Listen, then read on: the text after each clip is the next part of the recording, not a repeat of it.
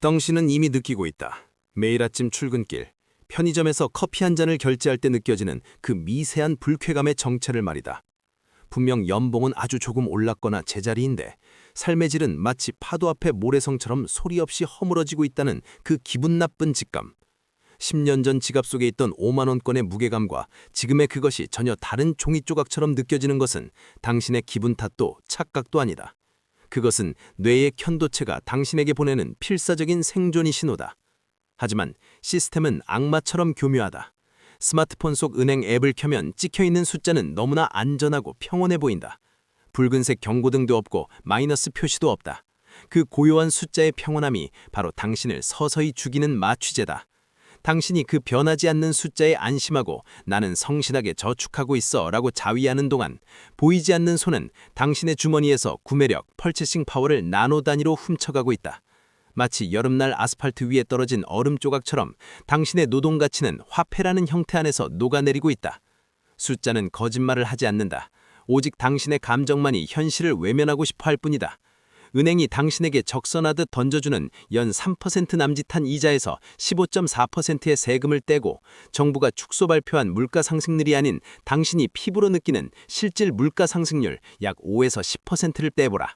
답은 명백한 마이너스다.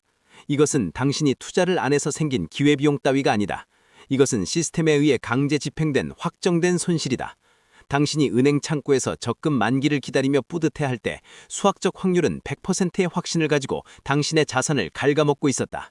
현금만을 쥐고 있는 당신은 지금 이 행성에서 누구보다 확실하고 빠르게 가난해지는 중이다. 도대체 왜 이런 일이 벌어지는가? 당신은 은행을 거대한 금고라고 믿고 있지만 사실 은행 금고에는 당신의 돈이 없다. 은행이 하는 짓은 보관이 아니라 복사다.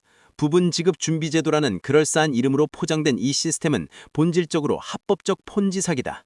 은행은 당신이 맡긴 돈의 극히 일부만 남기고 나머지는 허공에서 복사하여 대출을 해준다. 1억이 10억이 되고 10억이 100억이 되어 시중에 풀린다. 돈이 흔해지면 필연적으로 돈의 가치는 똥값이 된다. 즉, 당신이 성실하게 저축한 그 행위 자체가 시중에 유동성을 공급하여 인플레이션을 유발하고 결국 당신 돈의 가치를 박살내는 연료로 쓰이고 있다는 뜻이다.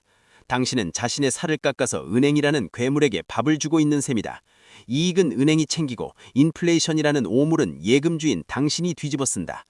그런데도 우리는 왜 이토록 멍청하게 당하고만 있었을까? 태어난 순간부터 당신의 뇌가 정교하게 설계된 거짓말에 세뇌되었기 때문이다. 티끌 모아 태산, 성실하게 일해서 저축하는 것이 최고의 미덕이다. 학교와 미디어, 심지어 부모님까지 모두가 이 청빈의 도덕을 칭송한다. 하지만 기억하라. 현재의 교육 시스템은 당신을 똑똑한 자본가나 투자가로 키울 생각이 없다. 그저 불평 없이 공장을 돌리고 택배를 나르고 정해진 시간에 출근할 규격화된 노동자가 필요할 뿐이다. 열심히 일하면 부자가 될 수 있다는 말은 자본주의 역사상 가장 잔인한 가스라이팅이다. 열심히 일만 하는 사람은 절대 부자가 될 수 없다. 시스템의 룰을 이해하고 자본을 부리는 주인, 오너만이 부자가 된다. 착한 노예로 남을 것인가, 나쁜 자본가가 될 것인가, 이제 선택해야 한다. 이 진실을 깨달은 순간 인류는 두 개의 차원으로 갈라진다. 바로 더 디바이드다. 한쪽에는 월급을 받아 꼬박꼬박 저축하며 원화라는 종이 조각에 전 재산을 건 화폐 롱 포지션의 사람들이 있다. 다른 한쪽에는 빚을 내어 실물 자산을 사들인 화폐 숏 포지션의 자본가들이 있다.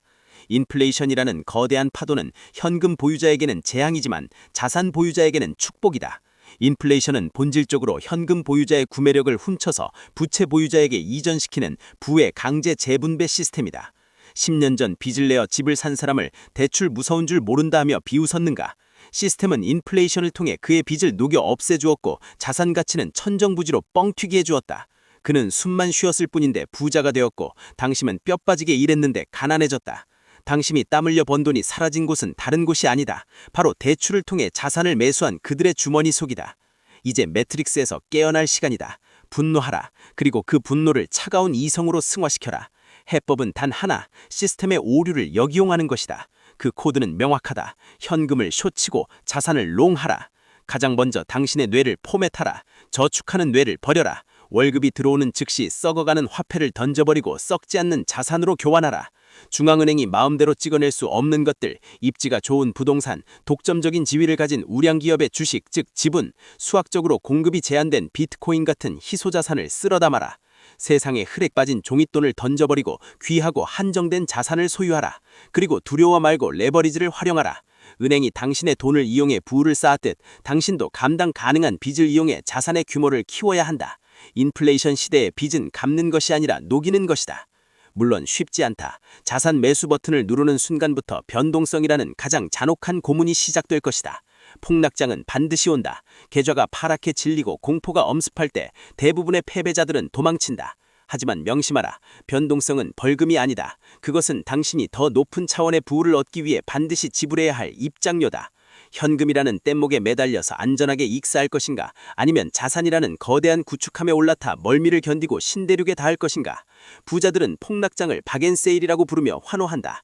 지루함을 견뎌라. 투자는 도파민이 터지는 도박이 아니라 지루함을 견디는 인내의 과정이다. 시간을 당신의 편으로 만들어라. 이 모든 지옥 같은 훈련과 인내의 과정을 완주한 끝에 당신은 특이점을 맞이하게 된다. 자산소득이 노동소득을 영원히 앞질러 두 번 다시 가난으로 돌아갈 수 없는 그 지점 말이다. 그때 당신은 더 이상 생존을 위해 일하지 않는다. 노동은 선택이 되고 시간은 온전히 당신의 것이 된다. 이것이 진정한 자유다. 반면 끝까지 저축의 신화에 갇혀있던 과거의 인간들은 처참한 말로를 맞이한다. 휴지 조각이 된 현금과 고갈된 연금을 쥐고 늙고 병든 몸을 이끌고 최저임금 노동 현장을 전전해야 한다. 그것이 인플레이션이 예고한 확정된 미래다. 세상은 잔혹할 정도로 공평하게 당신이 뿌린 씨앗대로 결과를 돌려준다. 은행 창구에서 내리는 비를 온몸으로 맞으며 녹아내릴 것인가? 아니면 자산이라는 거대한 방주에 올라타 대홍수 위를 유유히 항해할 것인가? 금융문맹이라는 질병을 치료하고 뇌를 재설계한 당신에게 가난은 더 이상 운명이 될 수 없다. 어서 오라. 자본가의 세계로.